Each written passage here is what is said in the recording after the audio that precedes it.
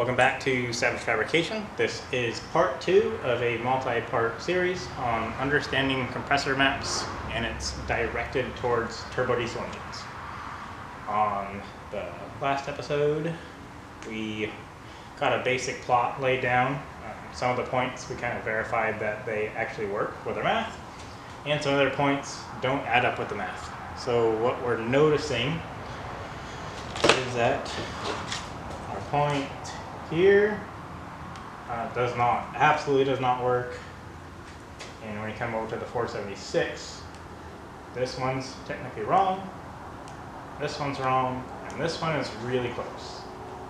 We could correct this one. It's probably not going to change a whole lot.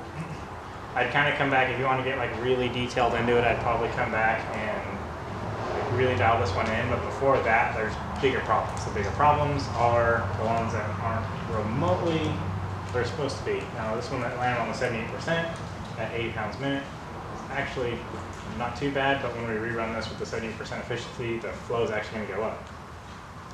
Whereas this one here, we ran it at the 80 pounds a minute, we are way out, probably at 60 to 58% compressor efficiency, and that thing's actually going to come way back this direction with the current engine setup. The engine setup is a 5.9 liter or 359 cubic inch engine running at 85% volumetric efficiency. We're doing 2,000, 3,000, 4,000 RPMs. The VE is staying the same at all the engine RPMs. That's not what would actually be happening, but it makes it a lot easier to do our math. We are using a fixed intercooler outlet temperature at 100 degrees. We are using fixed altitude, 14.7 psi atmospheric pressure. This will change based on where you live. But if you're at sea level or within sea level area, and that's going to be where you're going to start from. But mainly this is to teach you how to do this, and I want you to do this repetitively, over and over and over and over. Choose different engines, choose different scenarios, so like different turbochargers. Like the 62, a scenario would be at 3,000 RPMs, 50 pounds of boost, and then like a scenario we can do it like a GT55 where at 3,000 RPMs we may only be at 30 pounds of boost. So there are different scenarios and plot different spots, so you can actually do this, and you can do this with your own. Go take carefully, in a safe way, record your gauge data as well as with your tachometer in view. And you can see your boost pressure go up with your engine RPM, and then you can come back and you can make a plot using engine RPM and boost pressure to make a plot of where you're at least get a pretty good idea before you get to the dyno, or to see if you need to change turbochargers, stuff like that.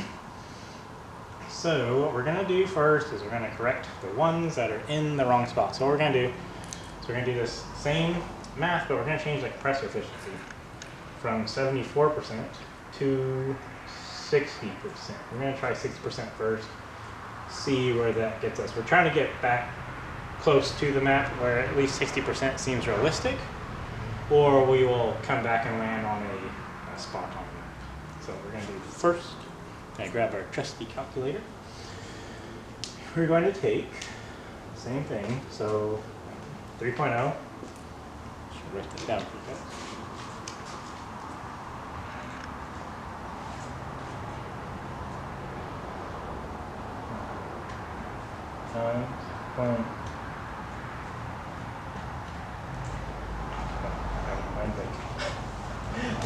Times 0.67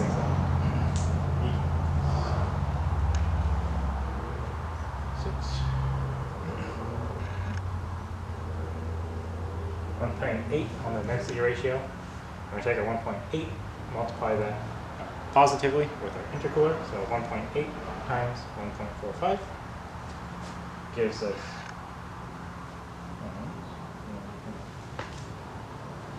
45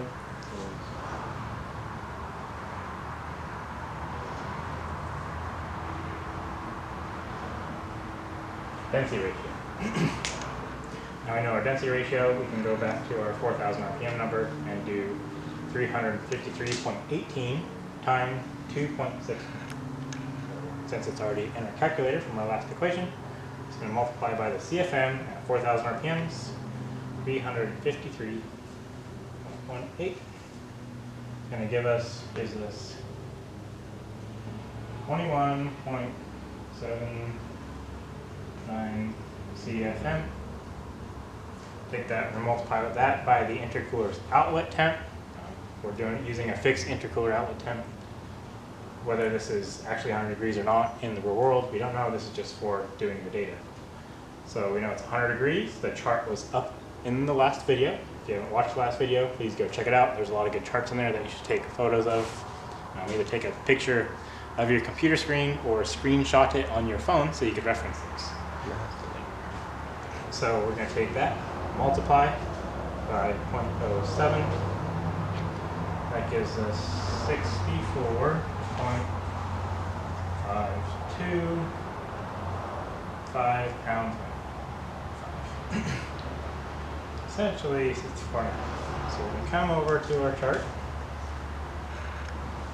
64.5. That actually lands us in the 74% zone. So that equation does not work. Remember, we just gotta. We have to just do this over and over to get this dialed in. So if you want to check, we said we got 64.52. Right here, going to come up. We're in the 74% island because we did the equation with a 60% island. It doesn't work. So we know 60% is too low, 74% is too high. So this is where we're going to rerun the equation. We're going to go back and try 65%. Let's see where about that gets us. We're now at 69.9 pounds a minute. So now we're going to go back to our chart right here. We're going to check at 69 pounds a minute. We are landing. Ooh, it's a hard one to see. I got to get close. This is right here. Follow that line. We are at 70%. So we're at 70%. We're getting closer. So that's 70% compressor efficiency. So we're still not off. We're 0.05% off of where we want to be. So we're going to rerun this one more time. We're going to try probably 68%. You're going to get real familiar with these numbers after you run these equations because you're going to be running these same CFM numbers over and over and over. It's like remembering someone's phone number. They'll just come to you. You have to run them down. We ran the equation 4 times. We started off with the initial one at 60%. 68% was too low. We didn't land on the 60% island. We then went to 70%. 70% did not land us on the right island yet again. We then went to 65%. We were near, but still not on the right island. We went to 68%, and 68% compressor efficiency lands us on the correct island. 68% compressor efficiency lands us on the 68% island at 4,000 RPMs, 353.18 CFM NA, with a 45% efficiency gain through the intercooler and a 100-degree temperature coming out of the intercooler. We just took about 30 minutes to locate one point. Just kind of, you have to bounce back and forth, back and forth, back and forth, back and forth between the compressor efficiencies. So we started at 74, then we started at 74, then we were at 60, then 70, then 65, 68, 66, 64, back up to 67, and 67% compressor efficiency lands us here. So what we're going to do is we're going to let out this right here, and where we're actually at 4,000 RPMs is right here. So if you did the plot before where we did it with the all using 74% compressor efficiency, it looked like we were pulling 80 pounds a minute through the 62.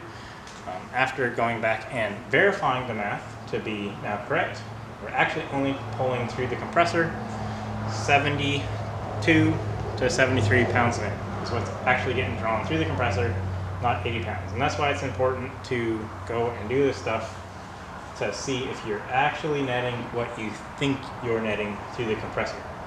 we're getting low on room on our card, on our camera. So we're not going to have time to go back and recheck these ones. But I thought it was really interesting to use the 62 to show how important compressor efficiency is and how to plot properly on the map where you're really at. Because with it making a lot of noise, you may think that you're pulling 75 to 80 pounds a minute through it, per se, but realistically, you're only pulling 70 pounds. Or realistically, you're only pulling 60 pounds, or realistically, you're only pulling 40 pounds. It just so happened on this turbocharger that the 40 pound and 60 pound mark at 3.0 lands us safely in the 74% zone. And as soon as the engine RPMs went from 3,000 to 4,000 RPMs, the gain was much less. 2,000 to 3,000 RPMs, we gained 20 pounds of airflow, whereas 3,000 to 4,000 RPMs, everything staying the same, we only gained 13 pounds of airflow instead of the 20 pounds that we gained on the other 1,000 RPMs. So why wouldn't I want to be on the most efficient island? Why not? Because you're gonna have. Why not just get maximum efficiency? Because you won't make no power. Why? Because the turbo just have to get astronomically huge. So why can't we just put these huge turbos on everything and run in the highest efficiency zone? Well, because it turns into you gotta. So the turbo. I'll get one of those 150 liter turbos. It will only make like 5 pounds of boost. Good, it's a gas engine.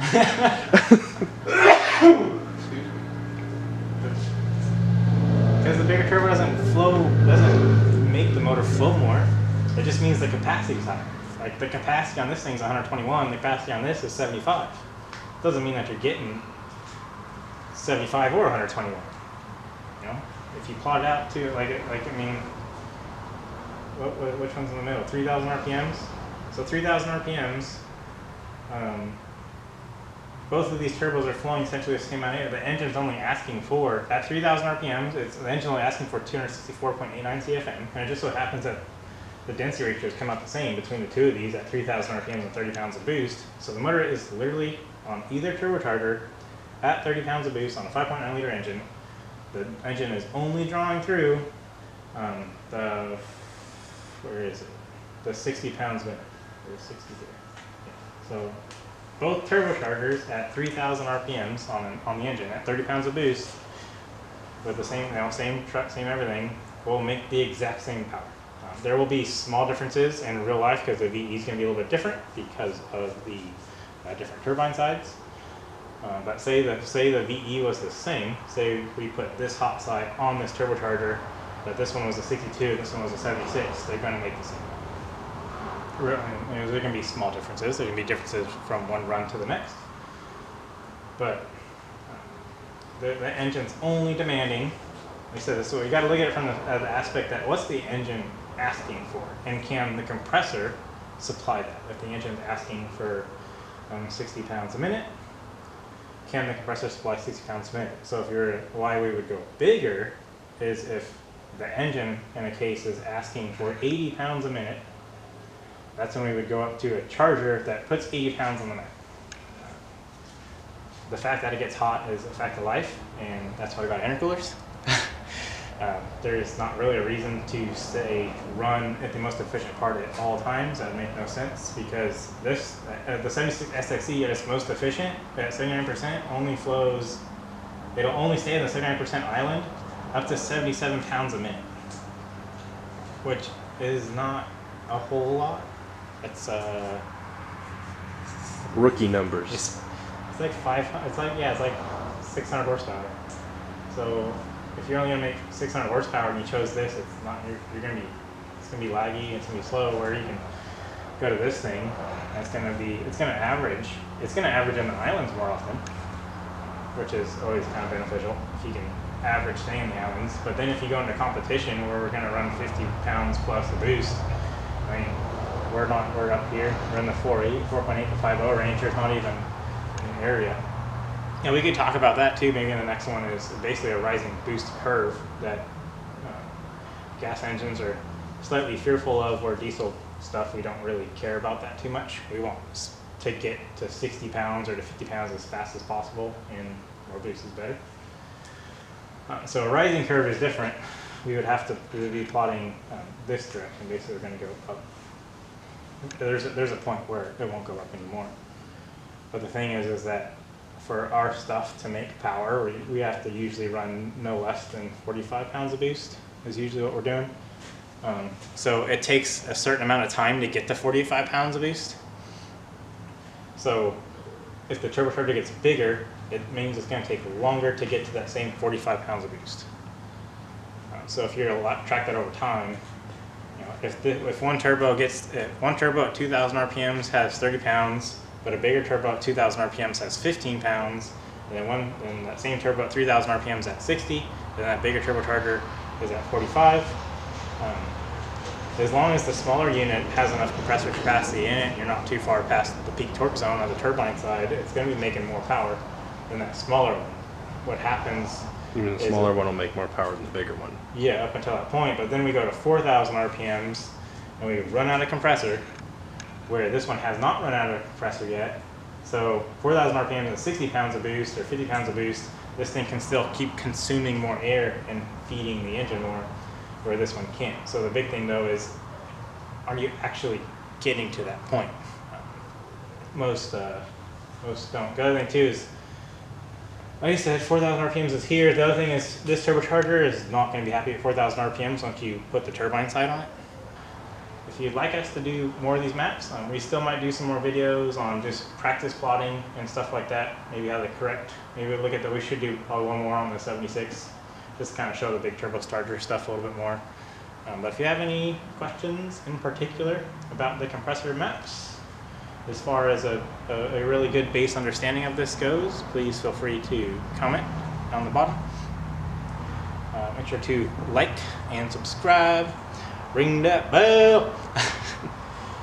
Because hopefully we're always putting out cool stuff every week. That's our goal, is to put out cool stuff every week. We're going to be listening to you guys as far as what other things I want to put up. One thing that I think is really interesting is twin turbos on turbo diesels. Real twins, not compounds, not triples, or twins. And how to understand what twin turbos are doing and why we don't see them on turbo diesels, neither in the factory or in very many applications in the performance industry. So I think that would be really interesting to go over. We get that question a lot. I should change my hand position every time I go to a new sentence. So remember to, like I said, comment down below.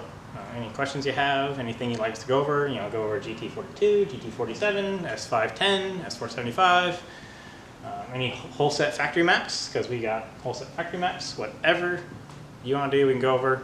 The next thing I said, one of the questions I get asked all the time is real twin turbos on turbo diesel, why they don't work that well. And another thing is maybe, most definitely is the turbine side, because we understand the air side now a little bit. The turbine side is actually where all the magic happens. That's what really is the camshaft in the turbo diesel engine, as far as controlling where peak torque and peak horsepower are generally located. So that'll probably be another long series. We might do a little bit more on compressor maps. If you guys have any questions about compressor maps, that is. We need questions so we can do topics on them. So everybody have a very good night. It's nighttime here. Or have a good day if you're watching this in the morning. This is the Savage Fab Guy. Behind the camera is my brother, Dalton Carter, DC Designs. You can always check us out on Instagram if you're finding us on YouTube first. So thank you very much for your time. And I want you to practice this stuff. Get out there, print up this stuff, practice. Have a good night. Blow some shit up.